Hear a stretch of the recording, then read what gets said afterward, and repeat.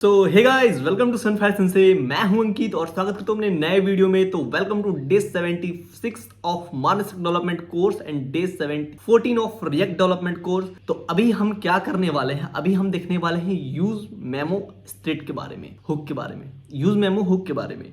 Actually ये react का एक हुक है जो कि हम मोस्टली यूज करते हैं, और एक डिस्क्रिप्शन आप लोगों के लिए हमने एक प्रण दिया है कि हम हर 1000 सब्सक्राइबर पे एक पौधा लगाएंगे।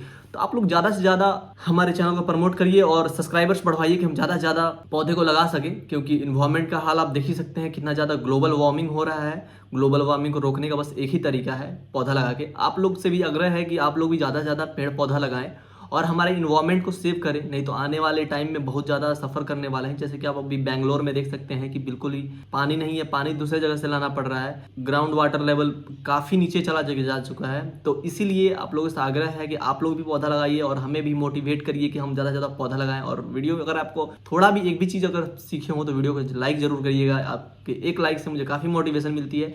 तो लेट्स स्टार्ट द वीडियो।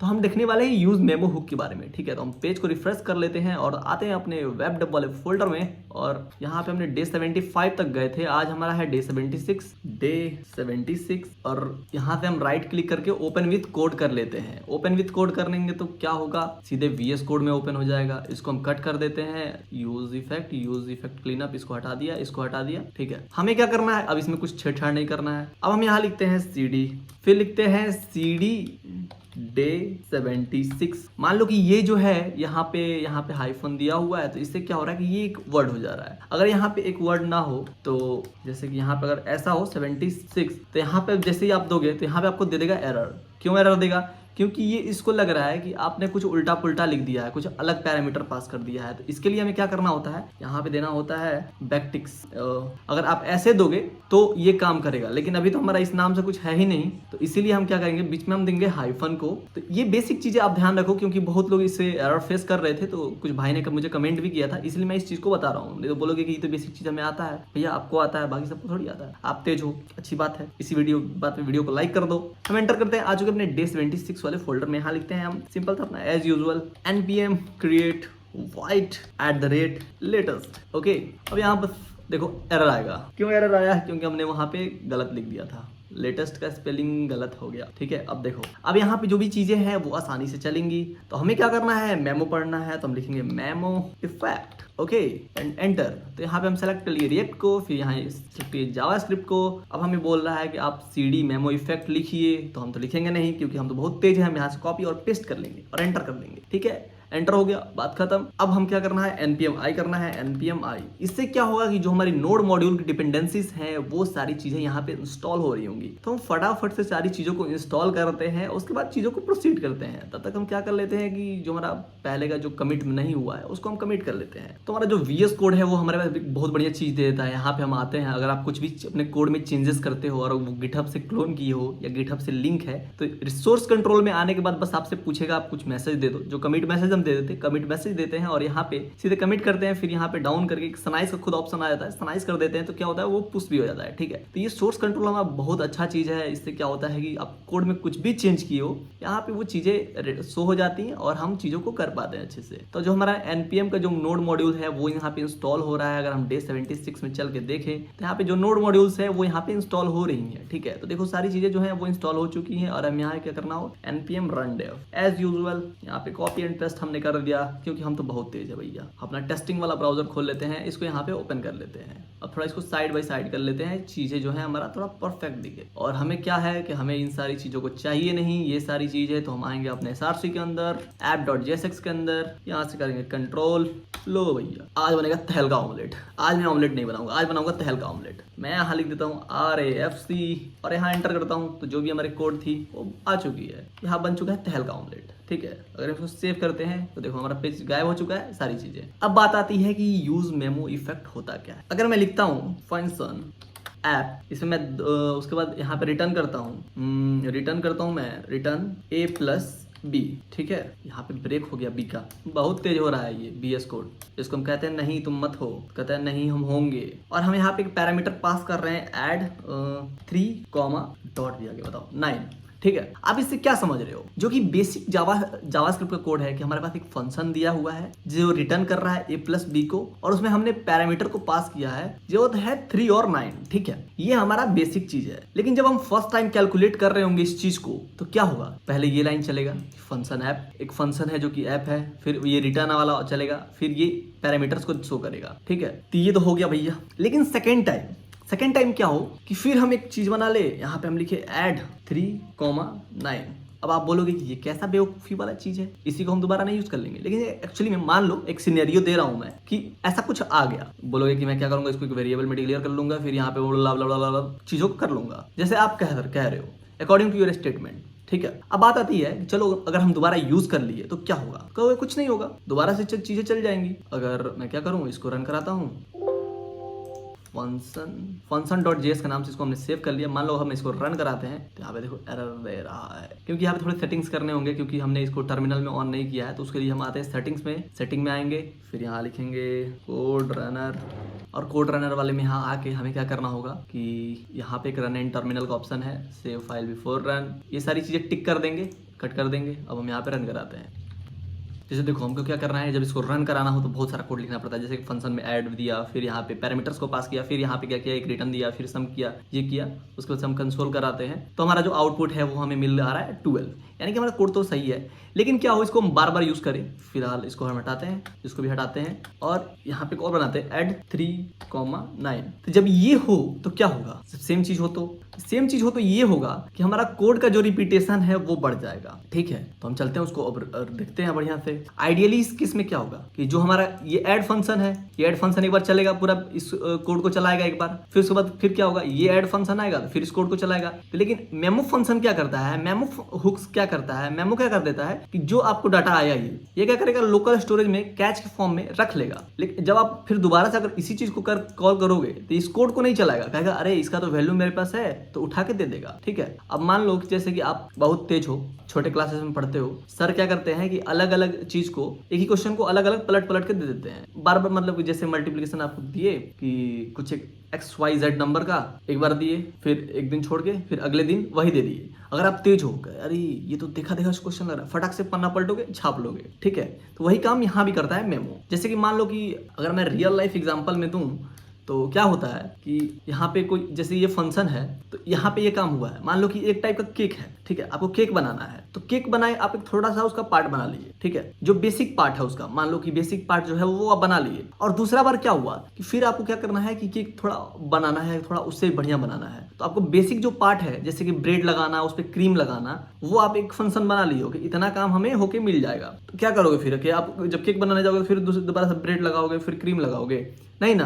आपको जब उसका जो फंडामेंटल है आपके पास, क्या करोगे, बस उसी को उठाओगे। जैसे कि ये हो गया हमारा फंडामेंटल, अब इसी को उठाओगे और इसी में अपग्रेडेशन करोगे कि क्रीम वगैरह तो लगा हुआ है, थोड़ा इसमें हम चॉकलेट डाल देते हैं, थोड़ा ड्राइंग बना देते हैं। तो ये सारी जो चीजें हैं ये आता है मेमो के अंदर। ठीक है, चलते हैं मेमो को यूज करते हैं। तो कैसे यूज करेंगे, एक्चुअली में हम यहाँ पे बनाते हैं एक पहले हेडिंग। ठीक है, पहले हेडिंग लिख ले, हम कुछ हेडिंग लिख लेते हैं। लेट्स सपोज शन फायर सेंसे। ठीक है, सेव किया, देखो हमारा जो चीजें हैं वो ठीक से आ रही हैं। ये यहाँ पे क्यों आ रहा है, क्योंकि यहाँ इसका मैंने जो भी CSS का कोड है वो मैंने नहीं हटाया है, इसलिए, क्योंकि मैं बहुत अच्छा हूँ। अब हम क्या करते हैं, एक बटन ऐड करते हैं। ठीक है, और देखो एक्चुअली में होता क्या है कि हम रिएक्ट में बहुत सारे फंक्शन को यूज कर रहे होते हैं। मान लो कि अभी यहाँ पे जो फंक्शन बना था उसका रिपीटेशन बार बार ना हो, इसीलिए हम उसको क्या मेमो के अंदर रैप कर रहे थे। तो क्या हो रहा था कि वो बस वहां से उठा ले रहा था। बोलोगे कि ठीक है, ऐसे नहीं भी करे तो कोई फर्क नहीं पड़ता है, लेकिन क्या होता है कि हमारे रिएक्ट ऐप में बहुत सारे फंक्शन होते हैं जो कि हमें हर बार जरूरत नहीं होते हैं। तो उससे क्या होता है कि जो हमारा कोड है, जो हमारा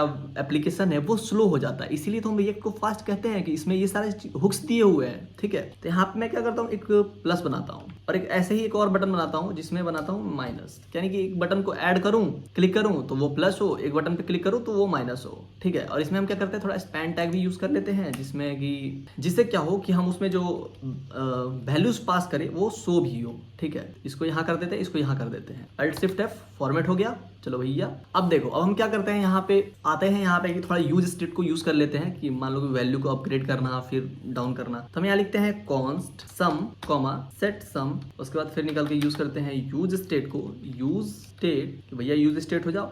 और हम सम को रख लेते हैं 0 और फिर ऐसे ही एक डुप्लीकेट करते हैं, यहाँ पे देते हैं इसको 10000 और यहाँ पे सम की जगह पे यहाँ कर देते हैं माइनस, ठीक है। और यहाँ भी हम कर लेते हैं माइनस और इस स्पैन में आके हम यूज कर लेते हैं सम को और इस स्पैन में हम यूज करते हैं माइनस को, ठीक है। सेव किया तो हमारा जो वैल्यू है वो आ चुका है। अगर हम प्लस करते हैं तो यहाँ पे कुछ नहीं हो रहा है, माइनस करते हैं तब भी कुछ नहीं हो रहा है, क्योंकि हमने यहाँ पे इवेंट हैंडलर तो यूज ही नहीं किया है। तो हम यहाँ देते हैं ऑन क्लिक।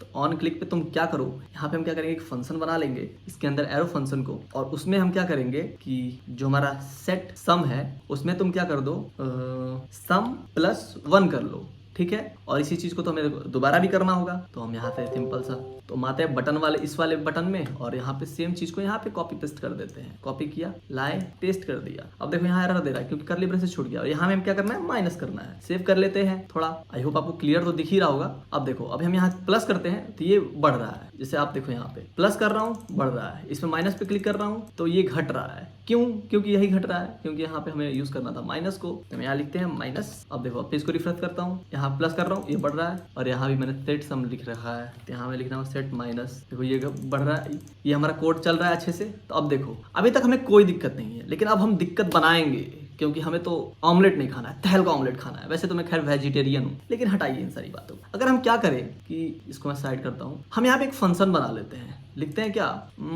एक फंक्शन बना लो जो कि मल्टीप्लाई कर रहा हो, ठीक है। इसका पैरामीटर्स रखते हैं हम ब्लैंक और यहाँ पे आते हैं, यहाँ पे हम रिटर्न करते हैं क्या, रिटर्न हम बहुत इंटरेस्टिंग चीज करने वाले हैं। तो रिटर्न करने वाले क्या, जो हमारा सम है उसमें तुम क्या करो 5 मल्टीप्लाई कर दो। Alt Shift F फॉर्मेट हो गया। और हम यहाँ आते हैं, इसके नीचे क्या करते हैं, एक यूज करते हैं, हम चाहे तो यहाँ पे एक HR टैग को यूज कर लेते हैं, BR टैग को यूज कर लेता हूँ मैं। देखो ऊपर नीचे हो चुका है। हम यहाँ क्या करते हैं कि उसी चीज को बनाते हैं, यहाँ लिखते हैं क्या, एक स्पैन टैग लेते हैं, या खैर स्पैन टैग हटाओ, डायरेक्ट हम क्या करते हैं उसको डायनेमिकली वैल्यू रख लेते हैं। जो हमारा मल्टीप्लाई है उसको हम पास कर देते हैं यहाँ पे, और यहाँ पे एक BR टैग को यूज कर लेते हैं। सेव किया, Alt Shift F। यहाँ पे क्या एरर दे रहा है, क्यों दे रहा है एरर, इसको हमने बाहर यूज कर लिया, इसके अंदर यूज करके देखते हैं इसको हम अंदर यूज करते हैं, फिर यूज करते हैं इसको, ठीक है। अब हमारा आ चुका है, इसको बाहर यूज कर लिए थे इसलिए हमें दे रहा था एरर। तो जैसे देखो अगर हम क्लिक कर रहे हैं इसमें तो देखो क्या हो रहा है, जब हम इस पे क्लिक कर रहे हैं तो ये 2020 बढ़ रहा है, लेकिन इस पे माइनस कर रहे हैं तो कुछ नहीं हो रहा है, अभी तक तो कुछ नहीं हो रहा है। अगर हम क्या करें, इसमें आते हैं, इसमें लिखते हैं लॉग, कंसोल लॉग, और इसमें लिखते हैं hello this is your instructor Ankit, ठीक है। ये लाइन लिखते हैं, रिफ्रेश करते हैं पेज को, यहाँ प्लस करते हैं, बढ़ रहा है, लेकिन ये चीज़ तो हमें दिखेगा कंसोल पे।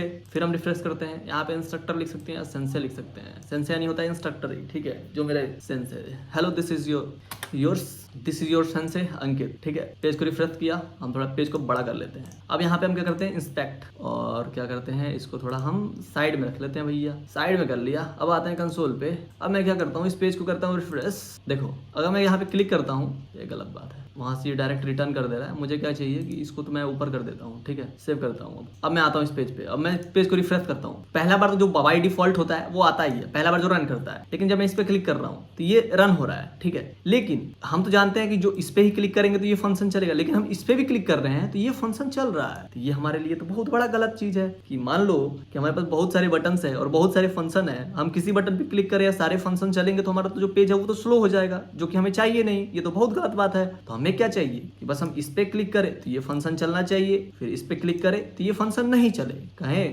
कि आप एक लॉक बनाए हो जिसमें से एक पार्टिकुलर चाबी लगे तो वो लॉक खुले, अब कोई भी आके चाबी लगा दोगे तो क्या होगा, वो तो लॉक का कोई फायदा ही नहीं रहा।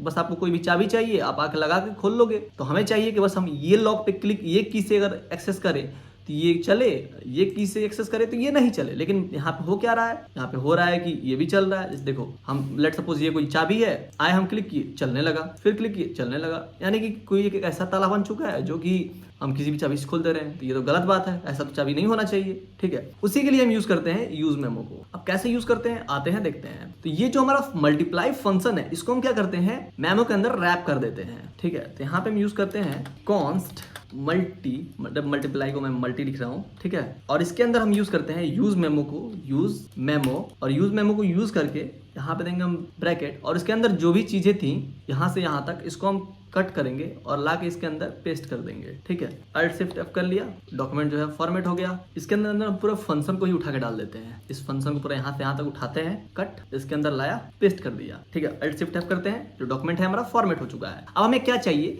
जैसे कि हम इसके पहले जो यूज इफेक्ट देखे थे उसमें हम एक डिपेंडेंसीज पास कर रहे थे, कॉमा देके यहाँ पे डिपेंडेंसीज पास कर रहे थे, तो डिपेंडेंसीज में यहाँ भी हमें पास करना है। यहाँ लिखते हैं हम सम। ठीक है, देखो यहाँ पे चला इसलिए गया है क्योंकि यहाँ पे हमने जो मल्टीप्लाई को यूज किया है ये थोड़ा अलग है। ठीक है, और यहाँ हम डिपेंडेंसीज को पास करते हैं जिसको हम लिखते हैं सम। हमें सम को यूज करना है, सेव करते हैं, कॉमा छूट गया है इसलिए यहाँ पे एरर दे रहा है। तो देखो जो चीजें हैं वो ठीक से आ चुकी हैं। ठीक है, और हमें यहाँ पे मल्टीप्लाई को यूज करना होगा, तो हम यहाँ सिंपल देते हैं मल्ट। ठीक है, सेव किया, देखो जैसे हम इस पर क्लिक कर रहे हैं तो ये हो रहा है। अब मैं इसको बड़ा करता हूँ, इसको मैं कट कर देता हूँ, पेज को रिफ्रेश करता हूँ, देखो यहाँ पे क्लिक कर रहा हूँ ये चल रहा है, लेकिन यहाँ पे फिर क्लिक कर रहा हूँ चल रहा है, लेकिन जब यहाँ पे क्लिक कर रहा हूँ तो ये अब नहीं चल रहा है। ये अब एक सिक्योर लॉक हो चुका है, यानी कि अब ये एक ऐसा ताला बन चुका है, बस ये प्लस वाले से ही खुलेगा, माइनस वाले से नहीं खुलेगा। अगर मैं चलूँ VS कोड पे और इसमें क्या कर दूँ, सम का जगह पे दे दूँ माइनस। ठीक है, तब देखो मैं आता हूँ इस पे, इसको हटाता हूँ सब जगह से, पेज को रिफ्रेश किया, प्लस वाले पे क्लिक कर रहा हूँ अब नहीं चल रहा है, माइनस वाले पे क्लिक कर रहा हूँ तब ये चल रहा है। ठीक है, आई होप ये आपको यूज मेमो जो है आपको समझ में आया होगा। अगर आपको वीडियो थोड़ा भी अच्छा लगा हो तो प्लीज जरूर लाइक करिएगा, चैनल पे नए हैं तो बिल्कुल सब्सक्राइब करिएगा। मिलते हैं नेक्स्ट वीडियो में, अभी के लिए tata bye bye, good night.